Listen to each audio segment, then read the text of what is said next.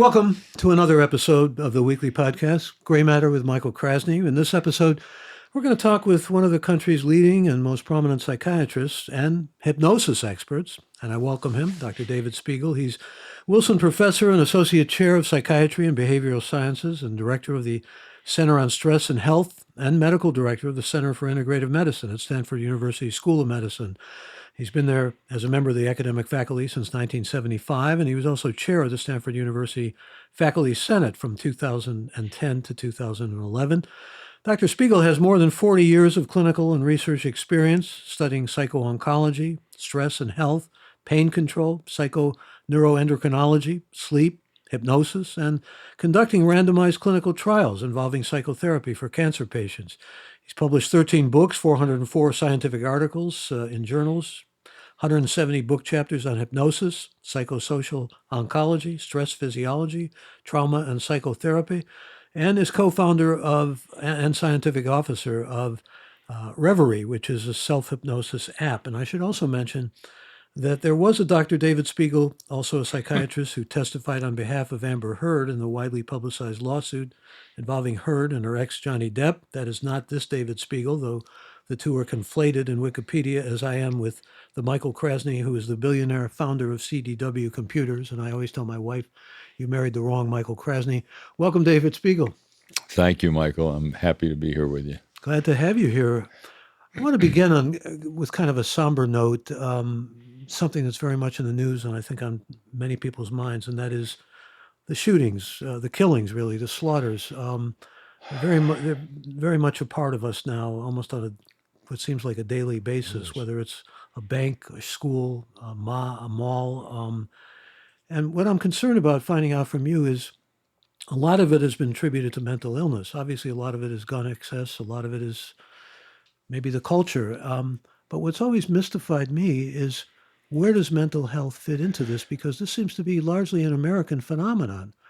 It's not happening up in Canada. It's not happening down in Mexico or in Europe for that matter. And I mean, certainly there are isolated incidents of these kinds of things, but not with the kind of frequency that it's happening here. Where does mental health come into the picture from your perspective? Well, there's a saying that a Canadian is an American without a gun and with health insurance.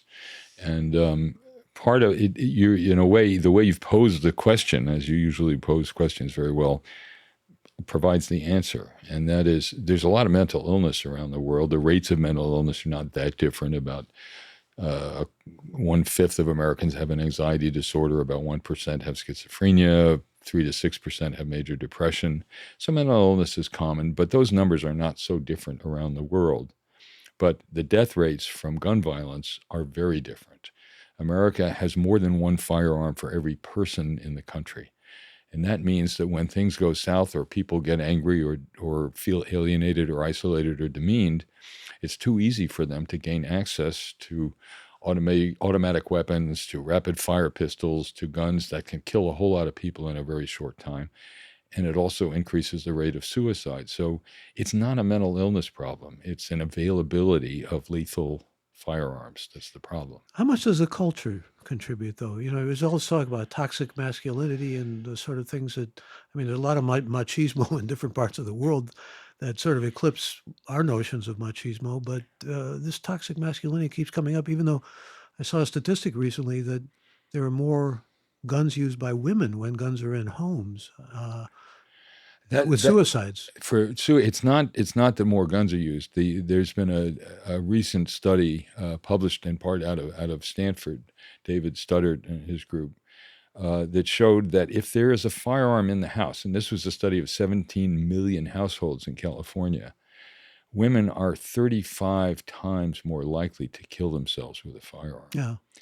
Men, it's like 7 times more likely. And even for homicide, if you have a gun, you think you're going to protect yourself or your family, you're twice as likely to die from your own firearm in your home as you are to protect yourself in any way. So firearms are dangerous. They're toxic.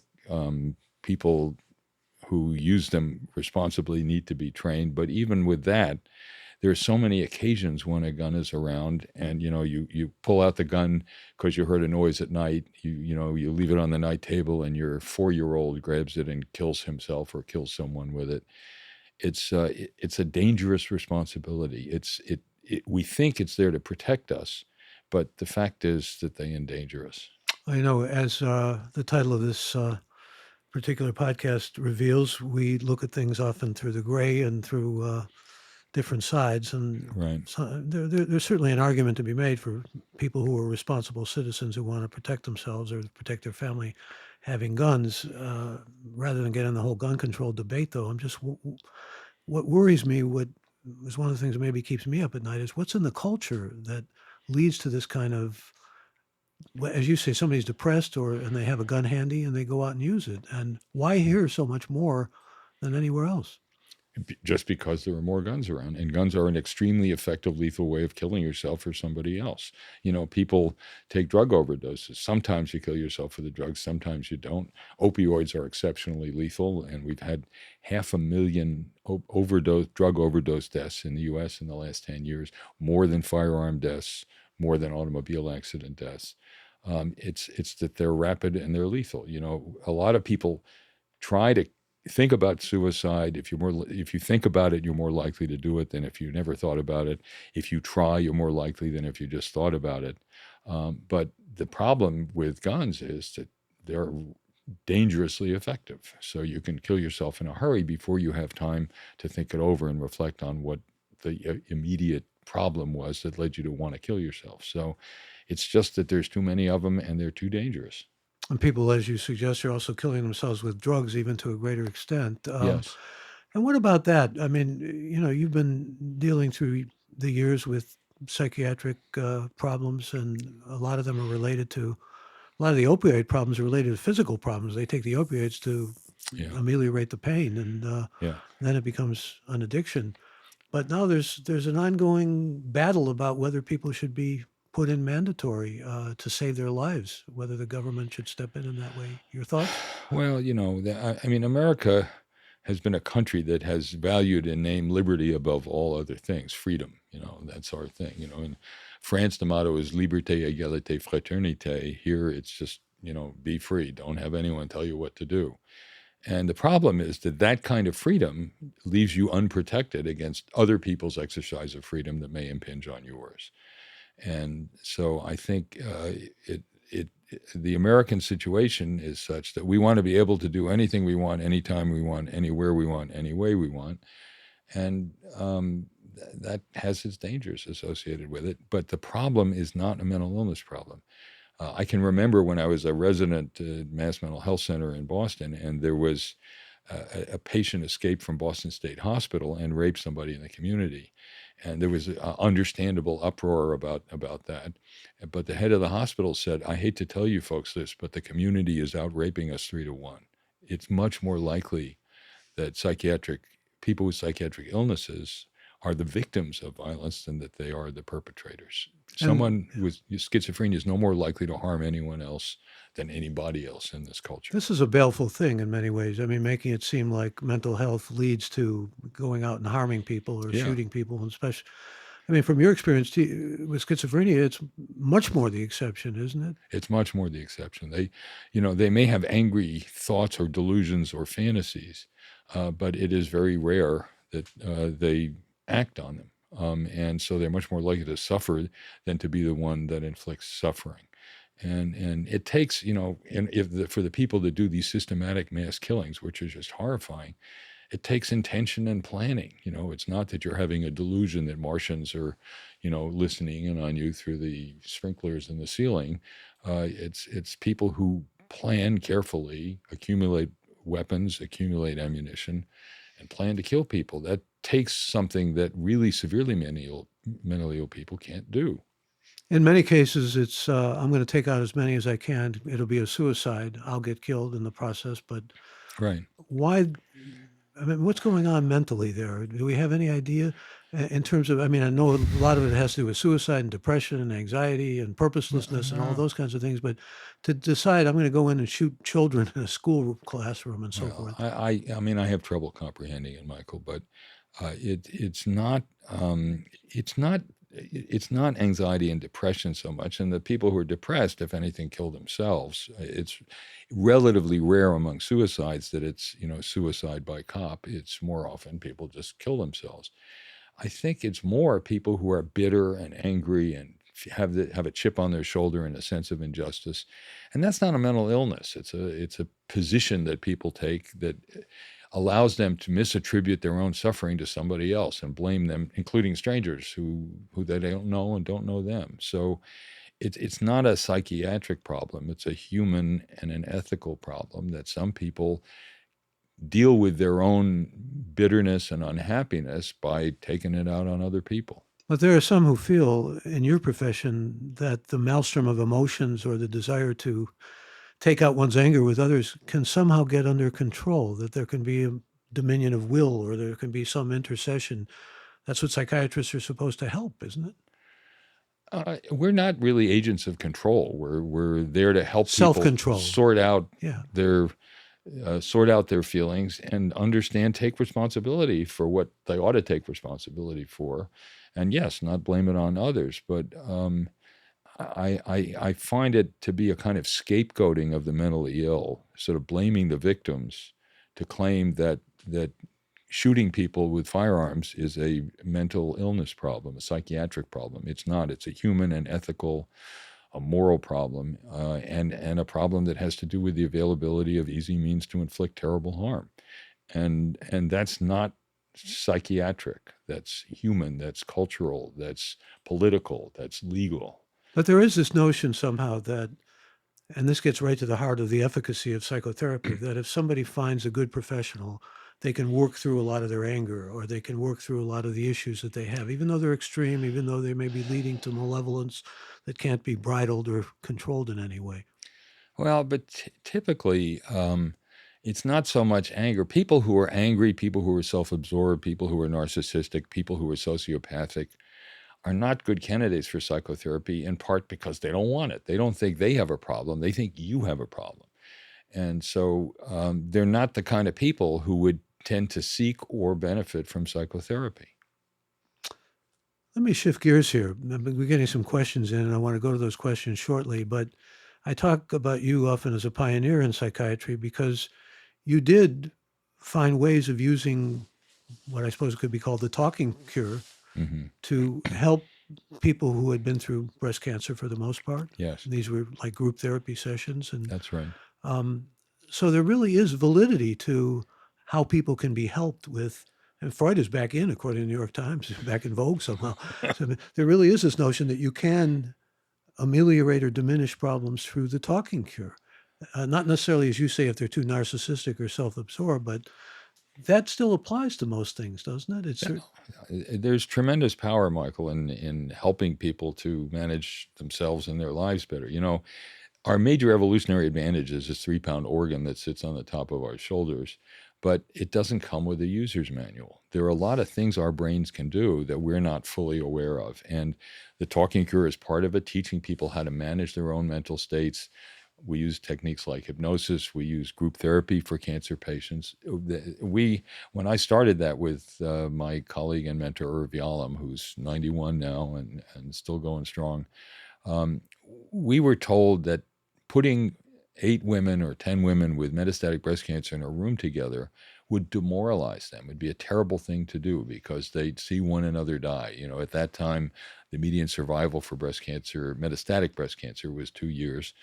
And yes, people would die. And it turned out to be a very difficult but meaningful part of their existence.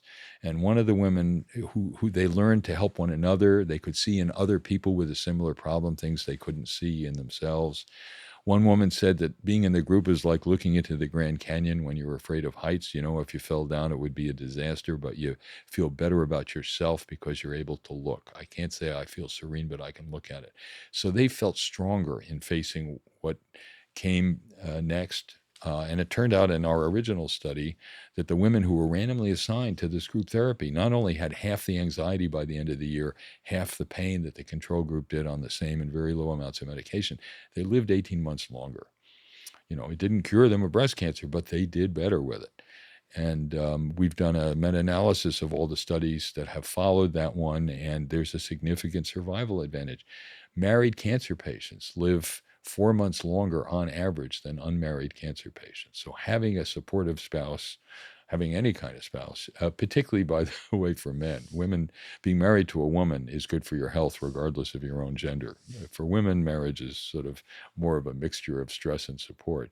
But social contact, we're social creatures, and the kinds of things you were talking about helping you to get perspective on yourself, to face the problems you have, to have someone to share them with, is good for your mental and your physical health. And what about hypnosis? I mean, that can do a lot of good too. I mean, you've got an app now that's helping a lot of people break Yes, smoking habits and all right. kinds of things. I was even reading about your app and just a whole catalog, a whole laundry list of things that can be Yes. done. But when it comes to, let's say, overcoming grief or overcoming anger and those kinds of things, hypnosis is pretty ephemeral, isn't it?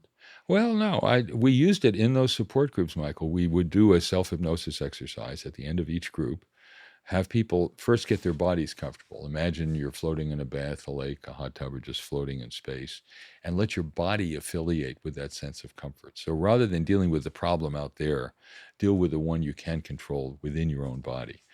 And then if we had lost someone in the group, we'd do an exercise where I'd have the women picture a split screen in their mind's eye, and on the left side, picture the woman that we've lost, and just sit with your feelings of grief about her. And then on the other side, picture something that remains with you, even though she's gone. We had one woman who was an elegant woman, matching accessories, hair always done well, even though she was clearly getting very, very ill and had lost weight.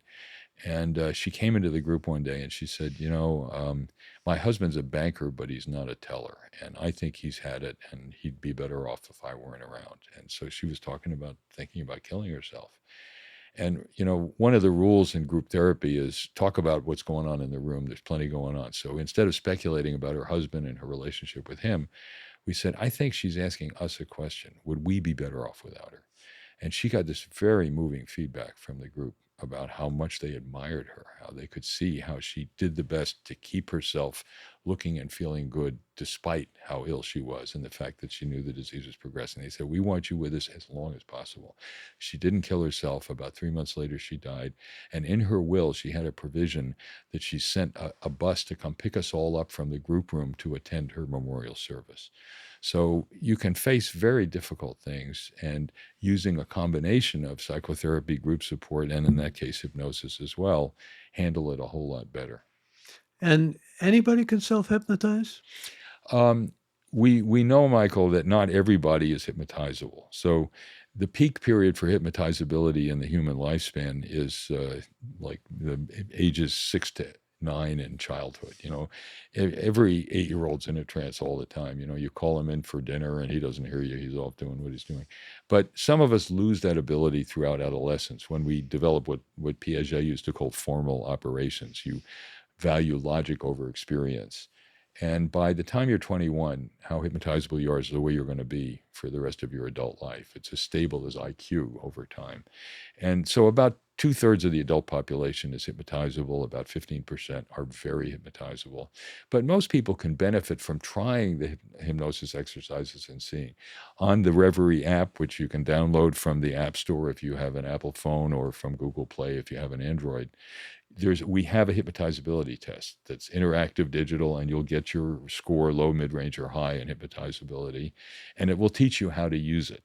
And we combine whatever ability you have to experience hypnosis, hypnotic induction, with strategies that we know help people in handling stress. Get your body comfortable and then think through the stress-related problem. Getting to sleep.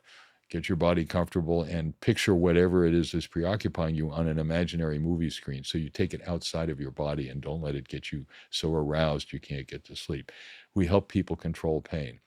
It's one hell of a lot safer than opioids, and it's very effective. Well, I tried self-hypnosis once. I think I may have told you about this. I felt like I was going into an alternate state of consciousness. It was exciting in some ways, but a little scary. It almost felt psychedelic in a way. Is that Yes. unusual, or is that? Well, that's a good sign. That seems you may well be very hypnotizable. Changing states of consciousness, and Michael Pollan's terrific book, How to Change Your Mind, is a diary of what we're learning now about how just changing mental states, kind of getting over yourself, disconnecting from your usual way of experiencing things, can have tremendous therapeutic value. And in neuroimaging studies we've done, we found that when people go into hypnosis, particularly highly hypnotizable people, they turn down activity in the part of the brain that is your salience network, your arousal system. So you don't get distracted by a noise or a thought or a preoccupation. You disconnect from what we call the default mode. It's in the back of the brain, the posterior cingulate cortex. And it's the part of the brain that sort of stores your customary ways of thinking about yourself and how other people think about you. So you can cut loose from your usual presumptions and cut down your salience network that would keep you from perhaps taking on something that may be a little frightening or threatening. And it's a great context to change the way you think and feel about something. And so I think that's part of how psychedelics work. They also help people get over themselves. Their sort of self just kind of dissolves. Do you think they're good for dealing psychiatrically? I mean, they're talking about MDMA and ecstasy and things of that sort. Yeah, I've reviewed the literature on that, and yes, the answer is yes. Pollan seems to feel this. Well, but he's there've been studies at Johns Hopkins and at NYU, and we're doing some at Stanford and UCSF. There's a center there. And what we're finding, for example, is the dying cancer patients. I would have thought, that the last thing I'd want when I'm have advanced cancer is to have a bad trip and be thinking about death. And what they say is, we come out of it experiencing it as one of the most important experiences in their lives, that they can see that death would be absolute, but that the capacity to experience anything is a kind of a miracle, and they feel grateful for what they have. And so it's been surprisingly effective. MDMA, the ecstasy, the sort of interpersonal connection drug, seems to be very helpful with PTSD. Also, greater intimacy. It enhances it, doesn't it? It seems to enhance intimacy. And people who have PTSD often feel shamed by the trauma they went through. They blame themselves for events they didn't control.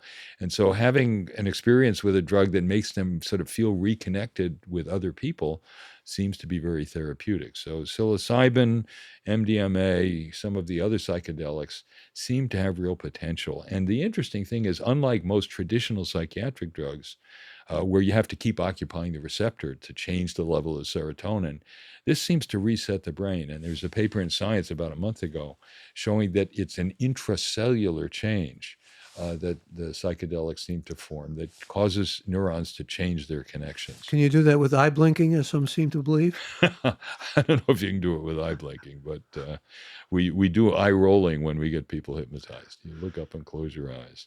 Well, let me go to some questions, and thank you for the questions that are coming in ahead of time. David in Seattle wants to know, what is your opinion on neurofeedback in treating depression? There can be a place for it. I'd say the most exciting thing from that point of view has been transcranial magnetic stimulation now. Is what?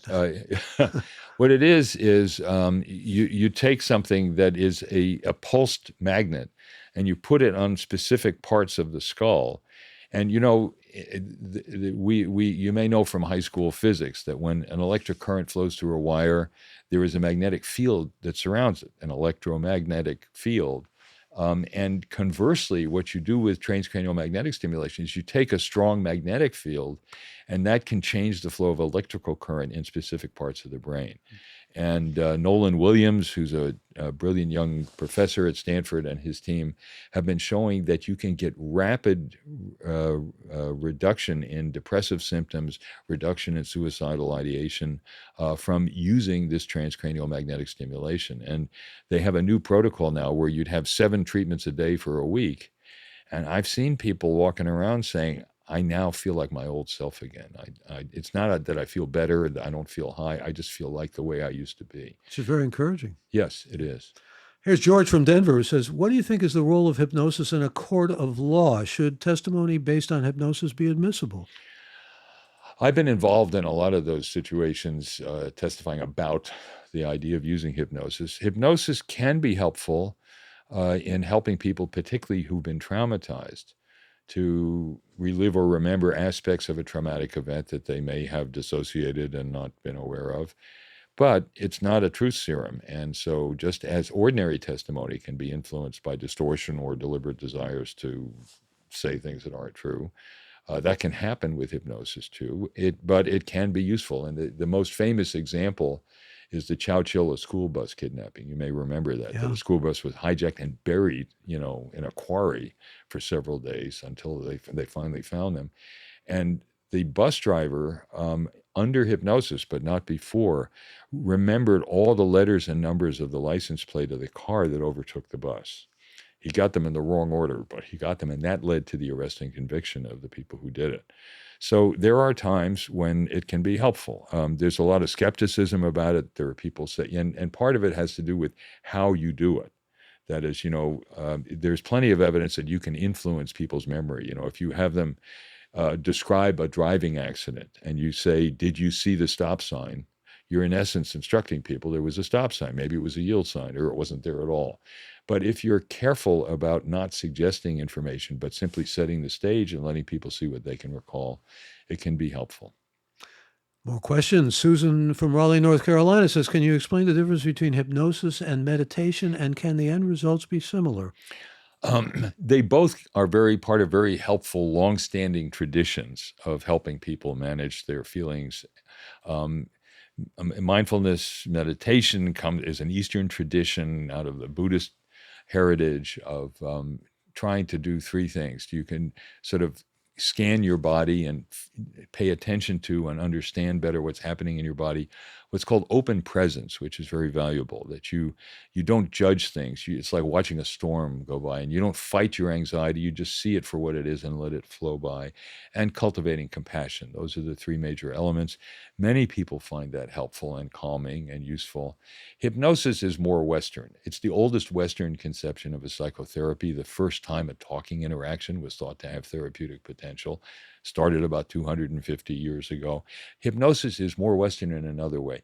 It's, with mindfulness, you're supposed to do it maybe a half an hour twice a day for a long period of time. You're supposed to de-emphasize intentionality. You're not trying to solve a problem. You're trying to be different.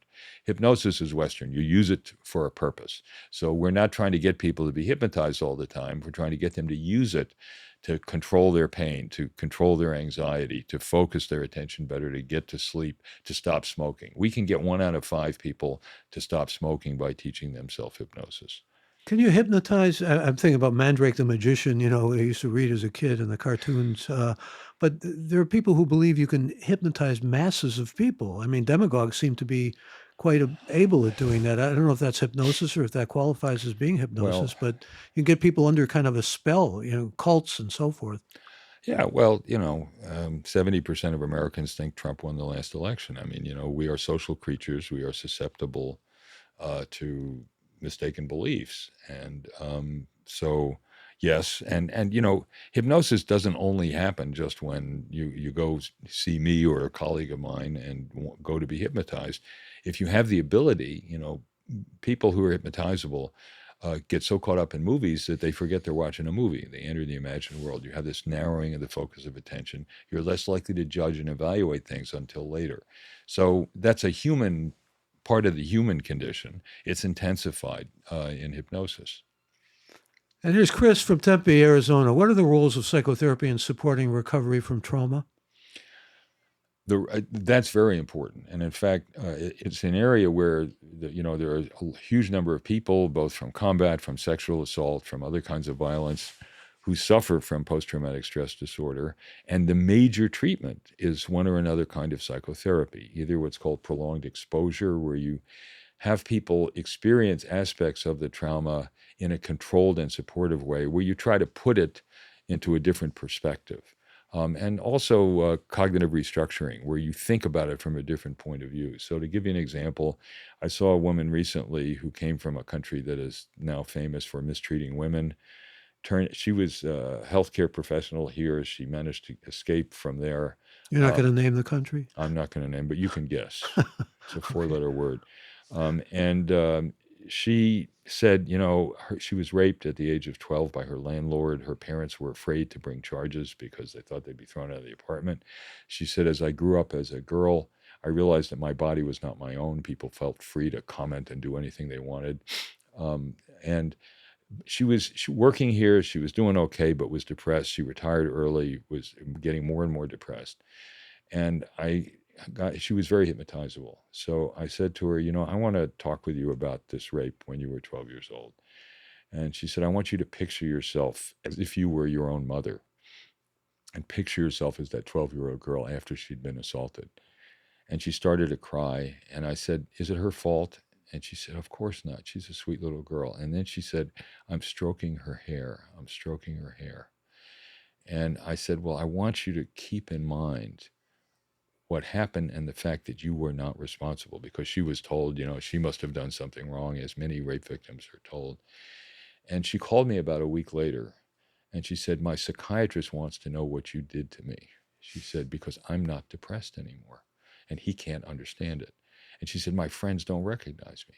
And so people are sort of imprisoned by these imposed, the problem with trauma is that you're made into an object, a thing. You've lost agency, you've lost control. And psychotherapy, including with hypnosis, can help people to regain that sense of agency by recognizing what you were not responsible for and what you are. There is, however, maybe not as much as there used to be. I mean, there was a pattern of, you remember that whole period when a lot of young women thought that they were induced into seduction by their fathers, and that was not the case in so many instances. And it was like, I mean, the mind can create all these things, like people being taken aboard spaceships and so forth and so on. I don't mean to discount or to in any way decrease from the reality of sexual assault and all that sort of thing. But there was a period there when there was clearly a lot of this being used as an excuse for all kinds of depression behavior and so forth. Well, that was the claim, and I guess it must happen, although, to be honest with you, I've never seen a case of that. And I've used hypnosis with about 7,000 people in my career.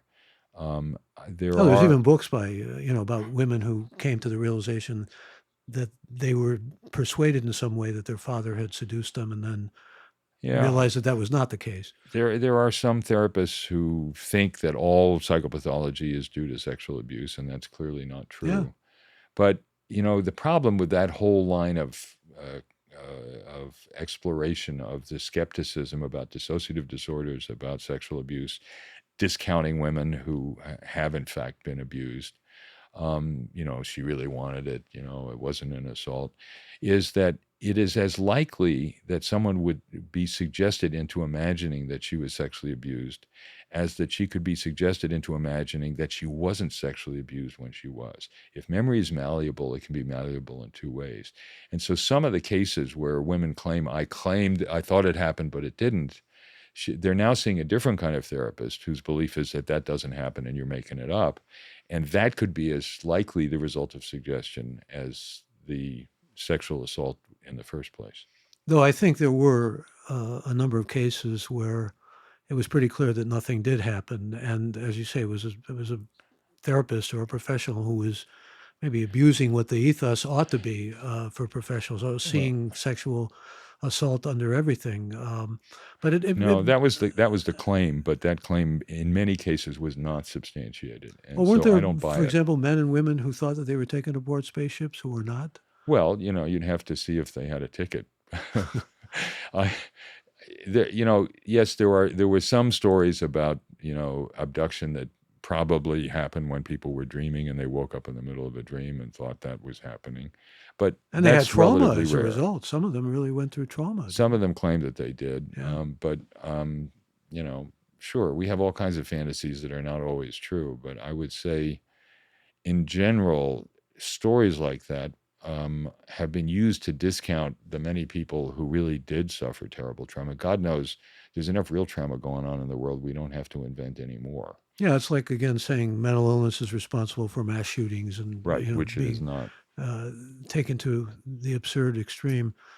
Just wondering, though, when somebody does go through trauma and then they're able to essentially get it under control, not have it, in other words, haunt them or not have it essentially like some kind of succubus take over their souls. Mm, Um, it's a good image. well, there's also that sense that many people have that this is responsible for all the bad things that have happened to me, or all the bad decisions I made, or all the. I mean, you can use it as an excuse, or you can move on. And sometimes that's just a question of free will, isn't it? No, well, Or is it always there? I guess that's really what I'm getting at. yeah, it's always there. I mean, you can move on, and I know many people who've suffered terrible trauma who do move on and live very good, productive lives. But for any sensible human, if you've gone through some horrible trauma where you were turned into an object, where you're beaten or raped or threatened, that's bound to affect your view of yourself. And one of the biggest problems these people have to live with is, number one, the sort of constant reintrusion.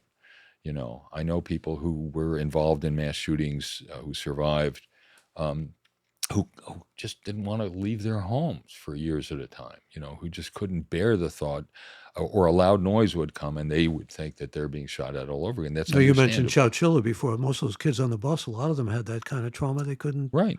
They were Right. afraid the rest of their lives. Even. Yeah. Understandably, Yeah. you know, that just a car overtaking you could, you know, threaten or to end your life. So it's understandable that people would have these associations between the trauma and subsequent problems that happen in their lives.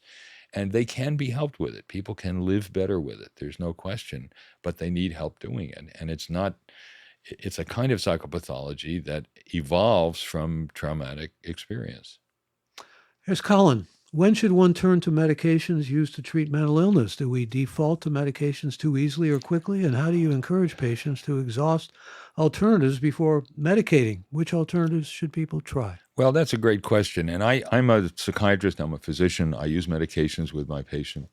But I also think that it is worth a try to help people use their brains to better manage their symptoms.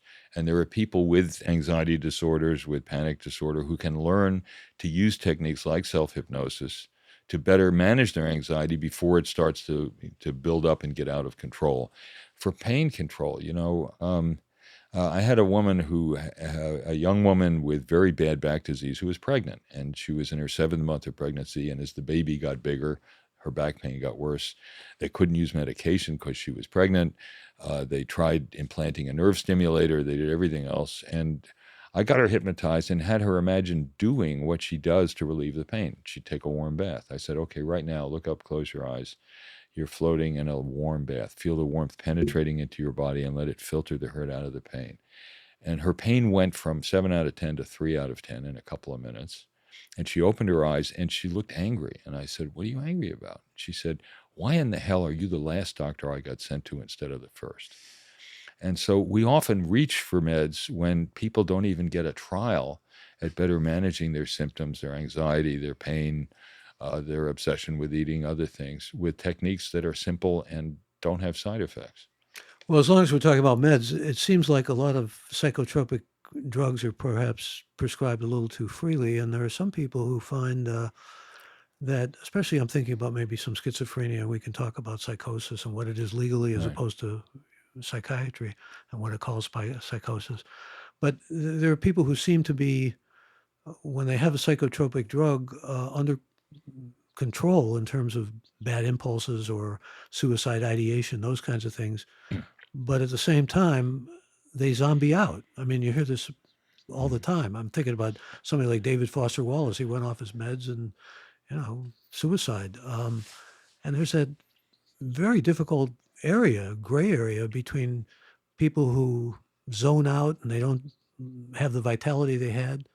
I'm talking about largely psychotic kinds of or behavior that really is extreme, but um, can't control their behavior, and they do control their behavior, but they lose something of their life force. Well, there are different kinds of meds for different kinds of psychiatric problems. Yeah. If you're psychotic, the antipsychotics affect largely dopamine receptors in the brain.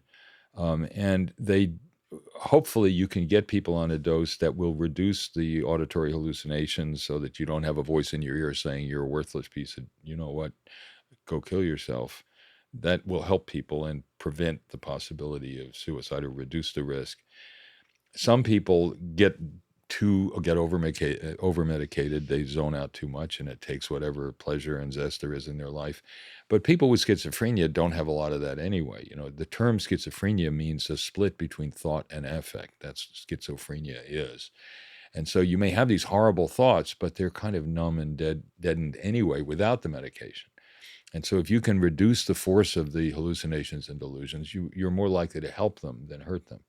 With depression, antidepressants can be very effective. They're not effective with everyone. But the danger with depression is that if you don't really get rid of the depression, the period when they're getting better becomes pretty dangerous, because they may still have the negative thoughts about themselves and feel like everybody would be better off without them and all that, but they have more energy.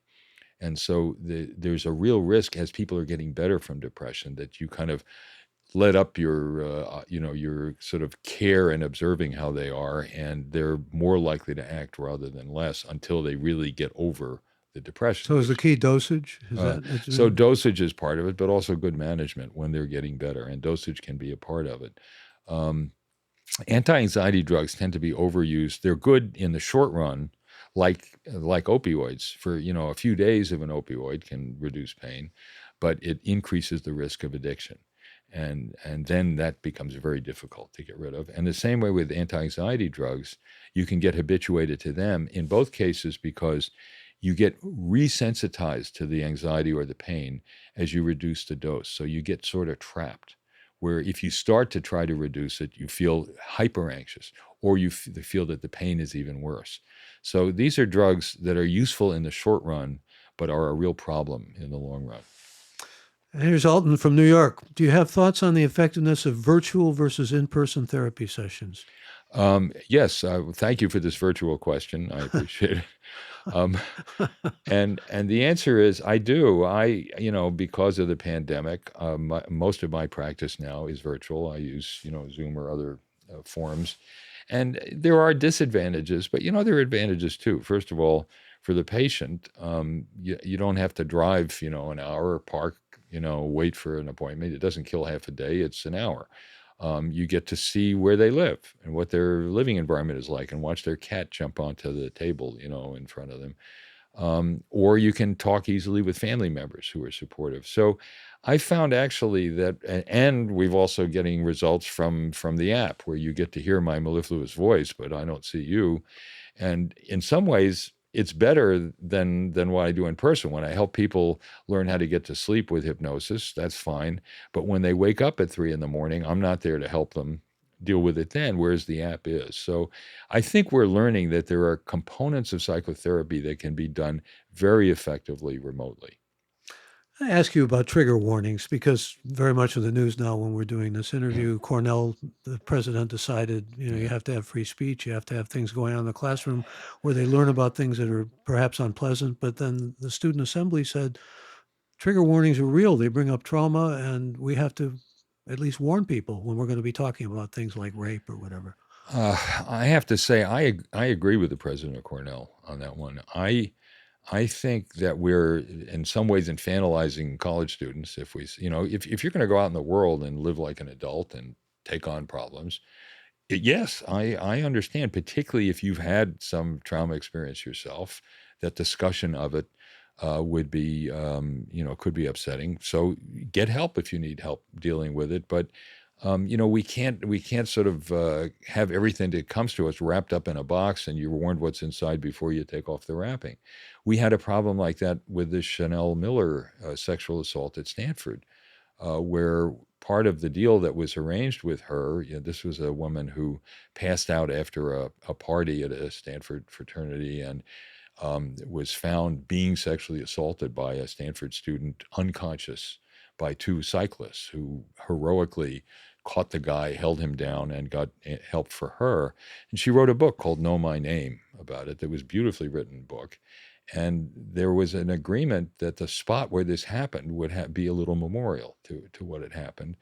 And she wrote a beautiful few lines saying that basically you took away my freedom, my self-respect, my dignity, until now. And she said this when she was in court and the guy was going to jail.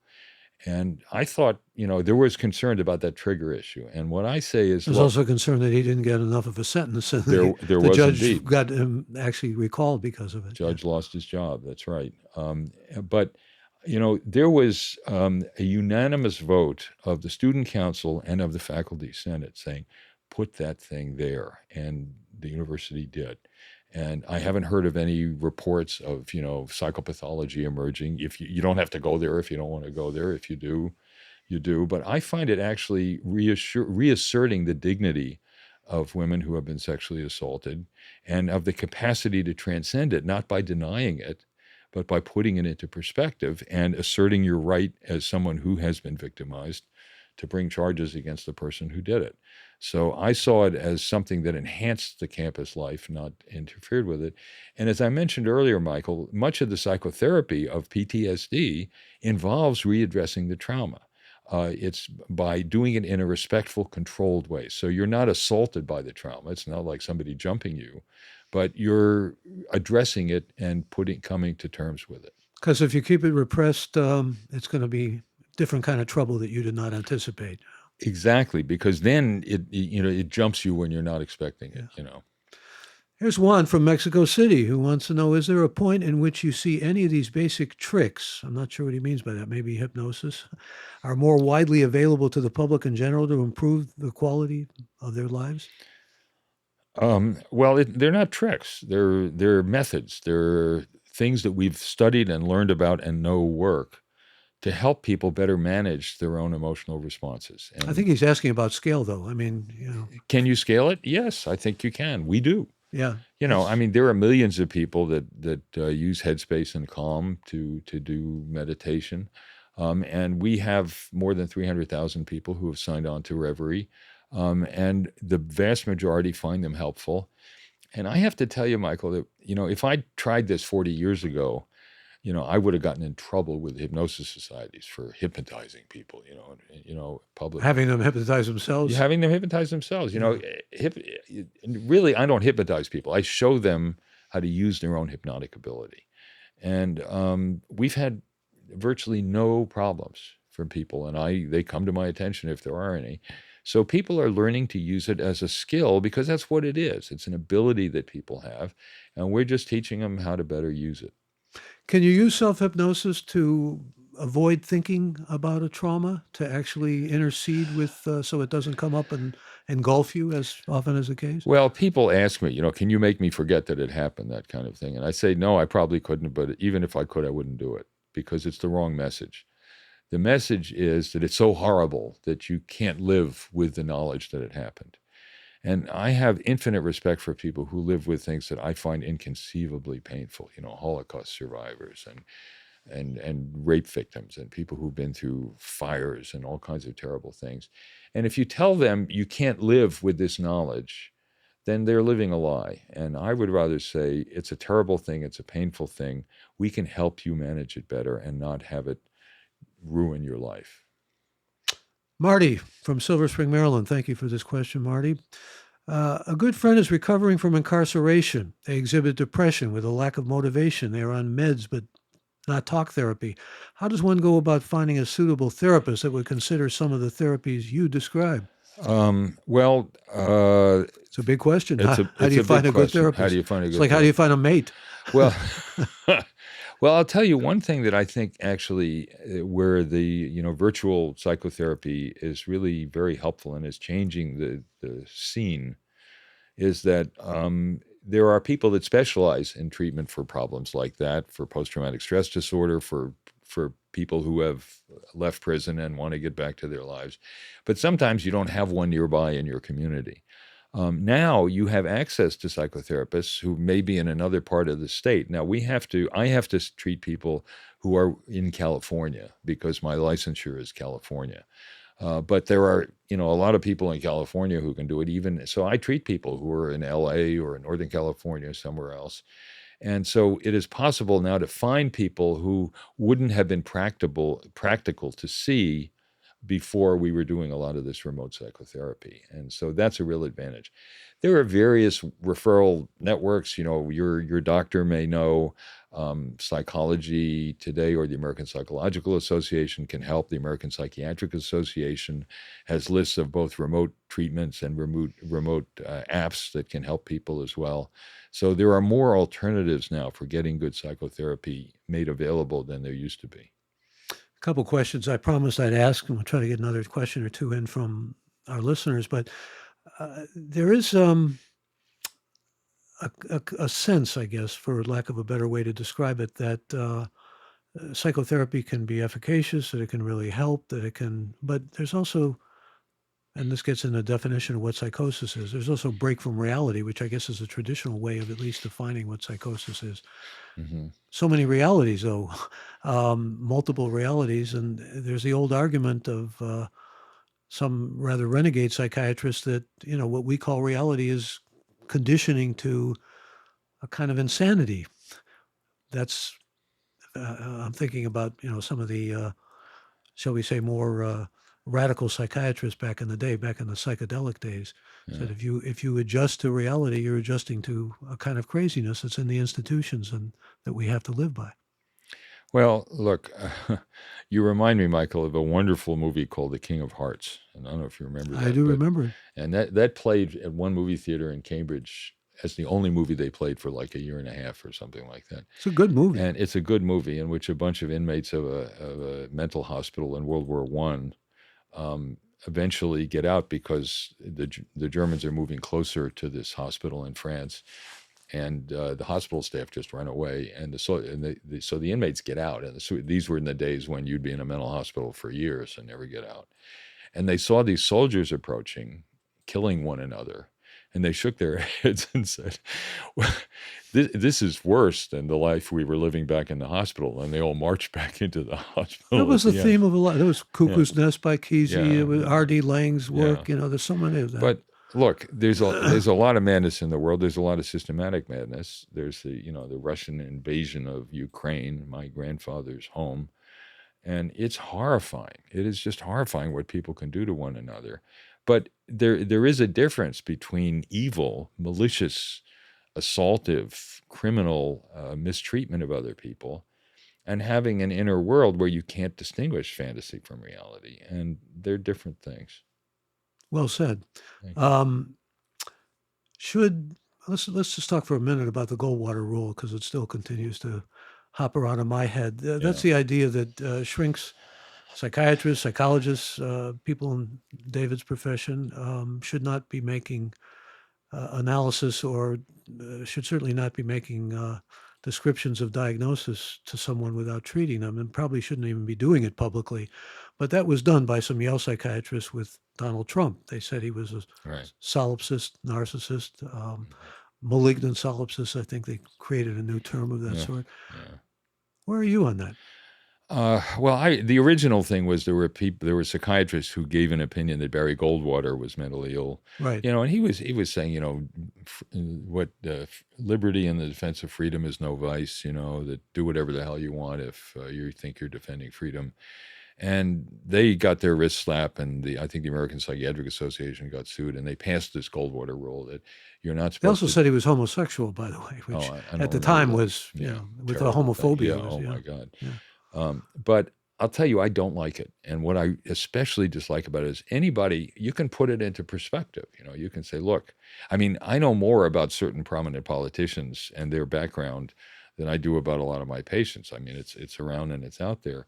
And you can say, I'm giving this opinion based on what I see and hear and know, but I haven't personally examined them. I don't like the idea that the people who are the most trained, who know the most about psychopathology, are silenced and are unable to comment on it. And if you look at what this country has been through with the previous presidency, you get an idea of how dangerous that is. If it's dangerous to slur Barry Goldwater, I think it's more dangerous not to point out to people what Donald Trump is really like.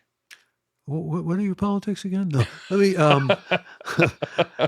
another question. Middle of the road, Michael. From Jake. With the rise of AI tools like ChatGPT, what do you think will be the impact of AI on therapy and mental health? Good question. Yeah. Well, Thanks, Jake. yeah, there've been a lot. There are apps now like Wobot that uses AI to generate chat-based responses to people who have mental illness, and they've done one or two studies that seem to show some improvement in people who utilize it. Um, I think there's interesting potential. I'm not there yet about whether that would help, and that's why we chose to build REVERI not as an AI-based thing, except in analyzing people's answers to my question: Is your hand floating in the air? Are you feeling warm and comfortable or not? And then we give them different instructions based on their response. So it's using AI just to analyze where the person is at, not to provide the intervention. But there's a lot we don't know, and I think as AI develops, it'll be interesting to see. There's a lot of interest in virtual reality and augmented reality now. It seems to be helpful for people, for example, who have various kinds of phobias, where you can, part of dealing with phobias is systematic exposure, where you have people confront the thing that makes them anxious and see whether it helps, whether you can sort of desensitize them to that. And hypnosis can be helpful. We're releasing flying phobia treatment now on REVERI very soon. And we think that I think it's possible that with VR, for example, people can confront their fear of heights, but do it through a VR goggles rather than looking over the edge. Rather than having to go up in the high. Exactly. And that may be a way of titrating the threat and helping people get to a point where they can accept it. So I think there's a lot of potential on all this new technology, but there are risks like with any new technology. Well, the thing that struck me about self-hypnosis, which is what your app is all about, is that it seems to have some better statistics in terms of success than traditional psychotherapy. And by the way, there are people who say you can talk to a friend or a mentor and get as much as you can from a traditional psychotherapist. I don't know if we need to go there, but you know what I'm getting at Yeah. here is just behavioral stuff is not necessarily as successful as self-hypnosis.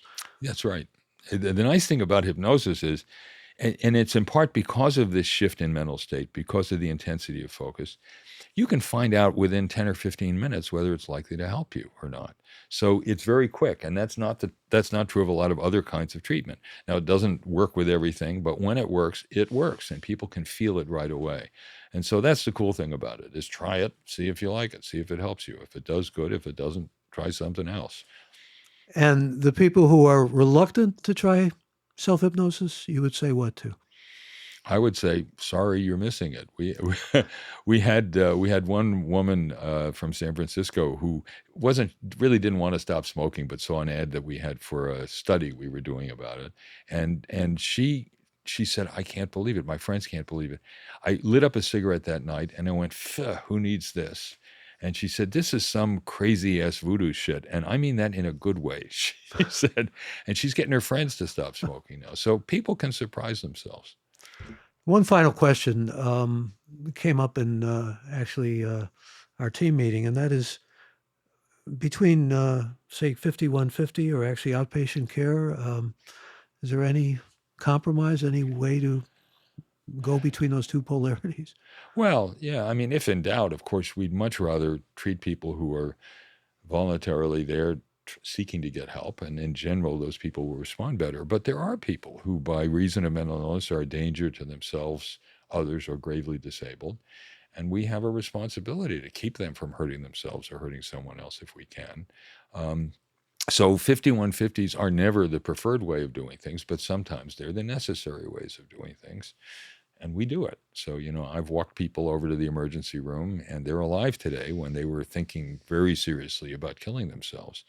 And so no apologies for doing that, but it's a last resort. It's not a first resort. David Schiff had an article. He's the author of Beautiful Boy, which was made into a movie. His son was an addict. And he said, my son was definitely headed toward killing himself with drugs. He was even broken into his own home to steal from his family and so forth. And so we should have mandatory placement into drug rehabilitation. Well, look, you want to prevent the harm, and there are tragic situations like that. But at the same time, it should be a formula of last resort, not first resort. And you can force people by locking them up. But even we put people in jail, but drugs somehow find their way into jails, and there are people who get addicted to drugs while they're in prison. So the drug addiction is a very serious problem, and what many people don't realize about it is that it's not the high itself; it's the chase. It's the chase, not the catch. That people feel better when they're in the process of scoring a drug than they do when they actually take the drug. So it's a complex problem. There are effective ways of dealing with it, and it should be taken very seriously. But we should also be aware that, like with guns, the proliferation of substances that are seriously addictive is a problem too. It's not just controlling the person's behavior, it's controlling access to things that can kill them or someone else. Or maybe teach them how to do what David Pecker did, catch and release. Yeah. Sorry. That's good. And always on a note of levity, really good talking to you, David. Thank you so Pleasure. much for your time. And thanks to all of you who heard this episode live, and thanks to all of you who called in with questions, and all of you who will be hearing the episode in the not too distant future. If you haven't already done so, be sure to take advantage of our invitation to join this growing community of Gray Matter with Michael Krasny. And to become a member, simply go to graymatter.show. My thanks to the Gray Matter excellent team we have: Alex, Shannon, Colin, Chad, Malachi, and a special thanks to our esteemed guest, Dr. David Spiegel. I'm Michael Krasny. My pleasure. Thanks. Bandwidth for Gray Matter is provided by CashFly at CACHEFLY.com.